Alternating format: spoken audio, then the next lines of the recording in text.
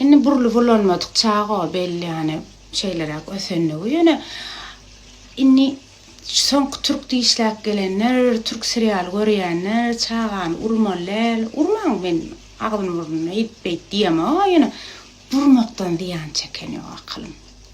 Qatı diplomada durulayadık. Men doğruyum aydayım. Burmaktan ziyan çekeniyor. Buray şotayda köpçülük yerine.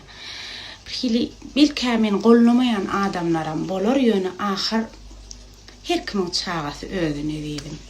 Yani daştorunda oturan yerinizde bir hada çıgan bolsa çağa edip onun neme deydi yine bir qardayda yalak neme diyen yalam olmayın diyeyin. Yani umuman hani şotayda hakikaten bizden başkada ne adam rahatsız görünüp tukta son sesi nivazmos da her kim din calmana var ya bir kafe baranna şey men liş ni son yani inni yankı